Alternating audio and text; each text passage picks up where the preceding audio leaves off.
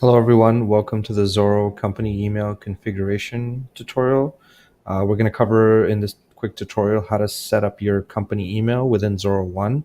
So any outgoing emails from the system will be using the outbox of this email address. So for example, any new users you create in the system, they're going to be using this address when those new users are created. So I'm going to access this page by just putting in email setup. So that's one here. Typically, the email that you would enter here is basically your no reply email or your info email of your company. So I'm going to go ahead. First thing I'm going to do, I'm just going to decide whether it's webmail or exchange. Let's go ahead and select webmail. If you're going to go exchange, basically you're going to fill the rest of this information in here. Let's go webmail, and I'm going to put in the information here.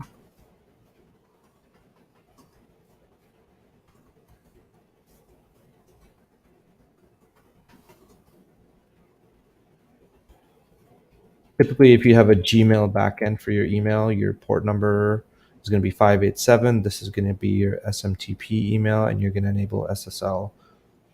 I'm just going to put in my password here. Now I'm going to do one thing. I'm going to make the password intentionally incorrect by one character.